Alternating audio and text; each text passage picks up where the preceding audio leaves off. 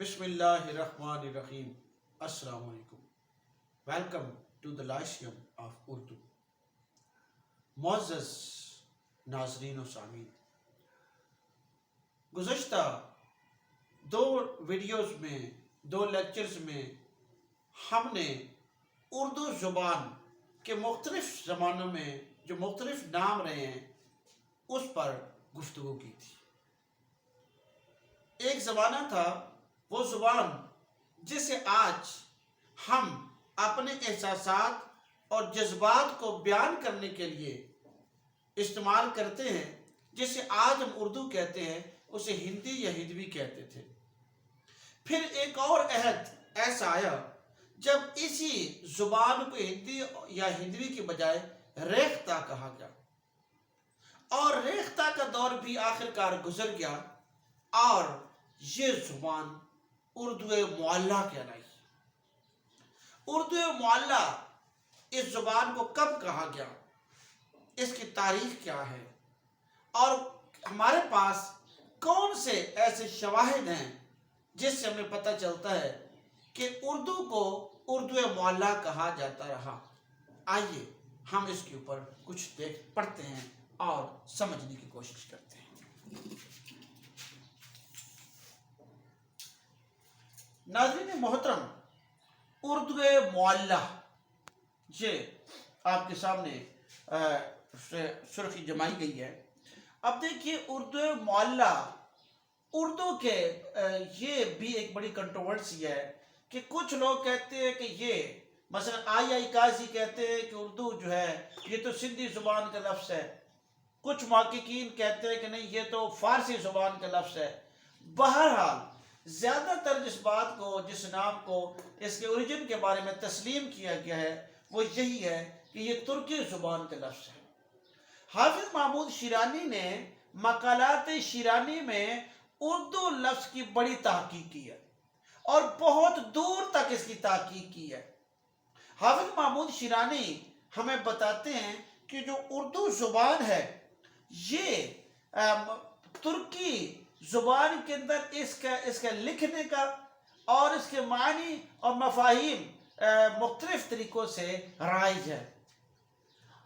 حافظ محمود شیرانی کے مطابق ترکی زبان میں اسے اردہ ہے سے، اردہ بھی کہتے ہیں، اردہ، اردو، عروہ بھی کہا گیا، اردو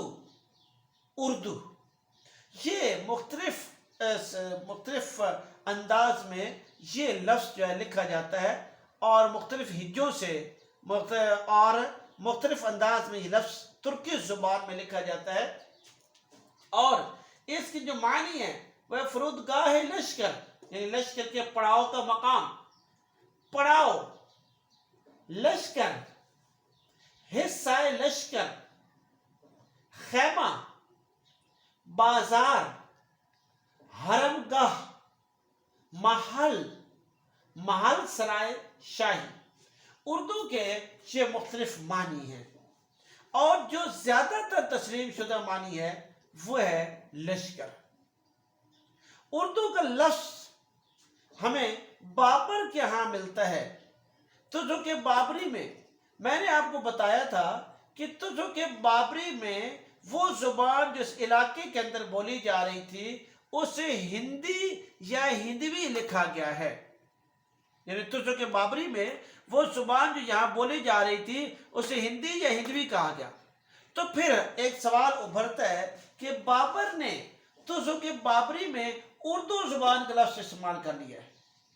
جی، لیکن ایک بات آپ کو یاد رکھنی ہے کہ تو جو کہ بابری میں یہ لفظ اردو جو استعمال کیا گیا ہے، اولین مرتبہ پہلی دفعہ جب استعمال کیا گیا ہے تو یہ زبان کے معنی میں استعمال نہیں کیا گیا. زبان کے معنی میں ہندی یا ہندوی ہی استعمال کیا گیا ہے. جو زبان کے معنی میں بابر نے استعمال کیا ہے وہ ہندی یا ہندوی ہے.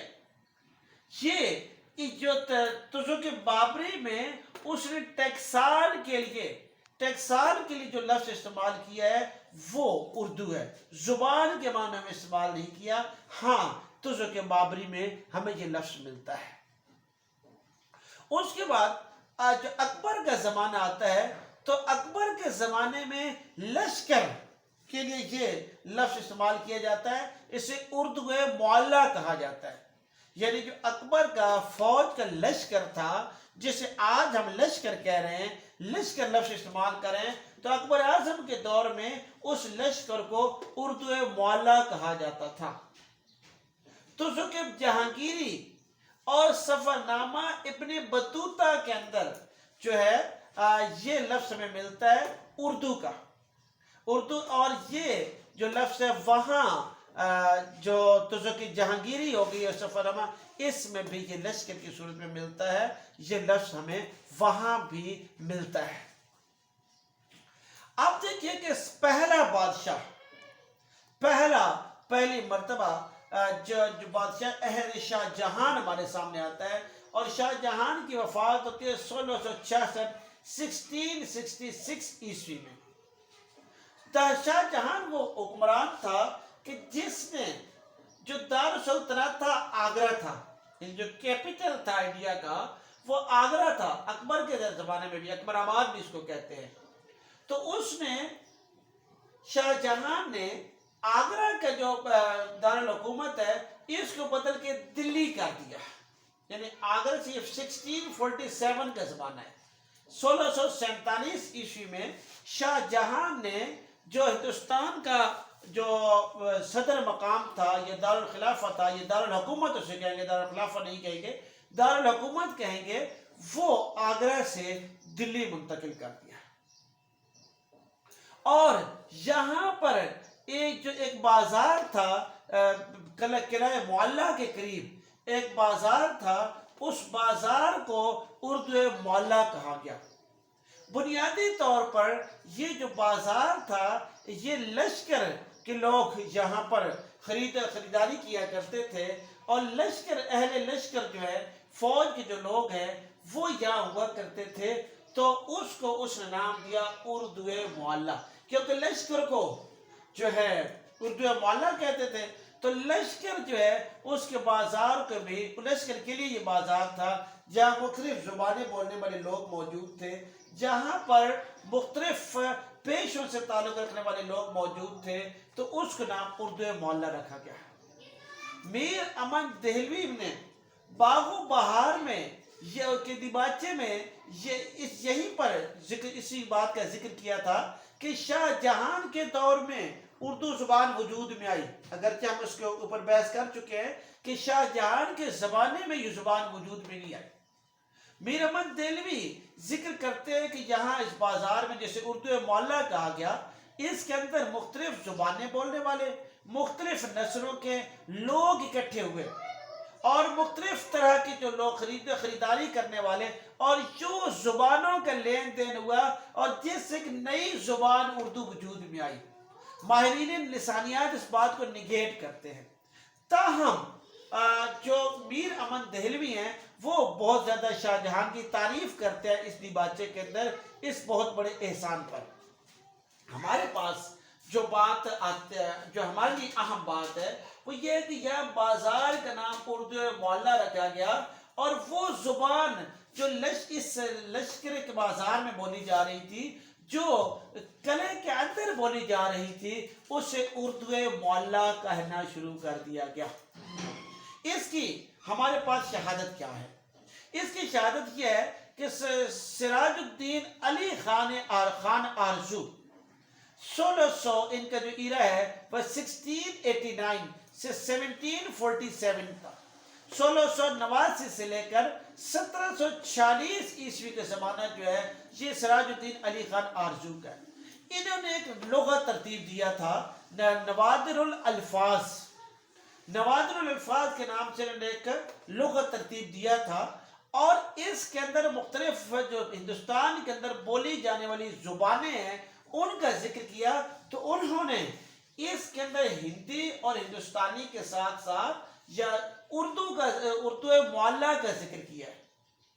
تو بنیادی طور پر آپ دیکھیں کہ ایک اگلا حوالہ آپ سمجھ رہے ہیں، اور پھر ہم اس کے اوپر بات کرتے ہیں کہ ریختہ کی کہانی علائی کی زبانی، علاء الدین جو ہیں، نواب علاء الدین، یہ مرزا اسد اللہ خان غالب کے بہترین دوست تھے، इन्होंने एक मजमून लिखा था रेख्ता की कहानी अलाई की जबानी, और ये बात में कराची में सवेरा हमने भी इसको छापा था।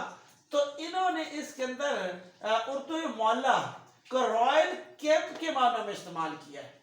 इसे रॉयल कैंप के मानों में इस्तेमाल किया है उन्होंने उर्दू मौला को। फिर ये कि वली उस जमाने में, जैसे कि हम डिस्कस कर चुके हैं, वली दिल्ली आते हैं तो इस जुबान को रेख्ता कहा जा रहा है। अभी तक उर्दू मौला क्यों नहीं कहा जा रहा, ये हमारे सामने एक बड़ा सवाल है। मीर जो है वो निकात शुअरा में इसको रेख्ता कह रहे हैं। 1752 में निकात शुअरा आती है, छपती है, ये जो उनका तज़किरा है छपा है, तो इसमें वो इसको क्या कह रहे हैं, रेख्ता कह रहे हैं। मखज़न निकात के अंदर भी जो 1757 के अंदर कायम चांदपुरी ने तज़किरा लिखा है 1757 में, इसके अंदर भी रेख्ता जुबान इस्तेमाल हो रही है। तो सवाल ये है कि जुबान के लिए तो रेख्ता का लफ्ज़ इस्तेमाल हो रहा है। 1112 हिजरी में दिल्ली यहाँ पर आया वली, उर्दू मौला भी इस्तेमाल हो रहा है, यहाँ पर एक जुबान उर्दू मौला भी है। तो नाज़रीन मोहतरम, आप देखिए कि बड़ा ये दिलचस्प बात है कि यहाँ बहुत से लोग इसको रेख्ता कह रहे हैं, जबकि यहाँ किले के अंदर शाहजहां उस लश्कर के अंदर उस बाजार के अंदर इसे उर्दू मौला कहा जा रहा है। तो मुहक्किकीन हमें ये बताते हैं कि बुनियादी तौर पर एक जुबान वो थी जो अवाम के अंदर बोली जा रही थी, जो बहुत ज़्यादा फारसी आमेज नहीं थी। एक जुबान वो थी जो कले के अंदर बोली जा रही थी, जो उस उर्दू मौला जो बाजार था, जिसे उर्दू मौला कहा गया था, उसके अंदर बोली जा रही थी। ये जुबान चूंकि पढ़े लिखे, ज़्यादातर इस जुबान को ज़्यादा जो मोस्ट एजुकेटेड लोग थे, पढ़े लिखे लोग थे, वज़रा थे, उमरा थे, मुशीर थे, जर्नैल थे और काजी थे, वो जो पढ़े लिखे लोग थे वो जुबान को बोल रहे थे। माफ कीजिएगा, इस जुबान को वो लोग बोल रहे थे। अब आप देखिए कि ये जो जुबान बोली जा रही थी उसमें फारसी के अल्फाज ज़्यादा थे, उसके अंदर अरबी जुबान के अल्फाज ज़्यादा थे। यानी कि जो कले के अंदर जुबान बोली जा रही है, जो पढ़े लिखों के अंदर पढ़े लिखे लोग ज़्यादा बोल रहे हैं, जो उर्दू मुअल्ला के अंदर बोली जा रही है, उस लश्कर के अंदर बोली जा रही है, उसमें फारसी और अरबी जुबान के अल्फाज ज़्यादा थे। इस तरह से यूं समझ लीजिए ये एलीट जो क्लास थी उसकी जुबान बन गई थी, इसलिए लोग इसको दरबारी जुबान भी कहते हैं, इसे लश्करी जुबान भी कहते हैं। तो ये अभी एलीट क्लास की जुबान बन गई थी, और ऐसी जुबान जो अवाम के अंदर बोली जा रही थी, जिसमें फारसी के अल्फाज कम थे, जिसके अंदर अरबी जुबान के अल्फाज कम थे, और जिसमें जो इलाकाई जुबानों के अल्फाज ज़्यादा थे, तो उसको रेख्ता कहा जा रहा था। उसको हिंदी और हिंदवी का ज़माना तो लग गया था, उसको अब जो है रेख्ता कहा जा रहा था। तो यूं ये एक फ़र्क मौजूद है, इसी वजह से मीर रेख्ता कह रहे हैं, बाकी लोग इसको रेख्ता कह रहे हैं। नाज़रीन मोहतरम, अगर आपको ये बात समझ आ गई हो तो देखिए, हमें हाफिज महमूद शिरानी बताते हैं कि जिस इसको तज़किरा गुलज़ार इब्राहिम के अंदर, तज़किरा गुलज़ार इब्राहिम में अब इसे बतौर जुबान, गुलज़ार इब्राहिम जो है ये 1784 में ये तज़किरा लिखा गया है। इसके अंदर उर्दू को बतौर जुबान, उर्दू मौला को बतौर जुबान जो है वो बोला जा रहा था। तो ये देखिए कि यहाँ तक आप ये रॉयल कैंप के मामले में इस्तेमाल हो रहा है। अब देखिए एक चीज़, आई एम सॉरी, ये तज़किरा गुलज़ार इब्राहिम में उर्दू जुबान का लफ्ज़ इस्तेमाल, हम अगले लेक्चर में या मज़ीद डिस्कशन में बात करेंगे। अभी तक जो हम बात कर रहे हैं कि शाहजहां का ये जो दौर था, जिसमें उस बाजार को उर्दू मौला कहा गया, जो एलीट क्लास की जुबान थी उर्दू मौला कहलाई, और चूंकि लोग जो आम लोग थे उसे रेख्ता कह रहे थे, but with the passage of time Aahista Aahista इस जुबान को जो जिस बाजार को उर्दू मौला कहा गया, اور جو ایلیٹ کلاس کی زبان تھی اب اس کو بھی اردو مولا کہا جانا شروع ہو گیا۔ ناظرین محترم ایک بات میں نے آپ کو تاریخ کو سامنے رکھتے ہوئے آپ کو یہ بتانے کی کوشش کی کہ ہندی یا ہندوی کے بعد ریختہ اور پھر ریختہ کے بعد اردو مولا کہا گیا۔ یہ ایک بھاری ایک بڑی ٹرم تھی، بڑی اصطلاح تھی، اور یہ بہت زمانوں تک اس کو چلن عام نہیں ہوا، جیسے اردو مولا کہا گیا۔ آہستہ آہستہ اردو یہ لفظ جو ہے یہ زبان کے معنوں میں آ گیا تھا، لشکر سے ہٹ کے یہ زبان کے معنوں میں آ گیا تھا۔ اب لوگ زبان کو اردو مولا کہتے، ریختہ کے بجائے اردو مولا کہنا شروع ہو گئے تھے، لیکن یہ زیادہ دور تک نہ چل سکا۔ انشاءاللہ نیکسٹ جو ڈسکشن ہوگی اس میں آپ کو بتاؤں گا کہ اردو مولا کے بجائے اس کو اردو کب کہا گیا۔ اللہ تعالیٰ ہمارا حامی ناصر ہو۔ اللہ حافظ، السلام۔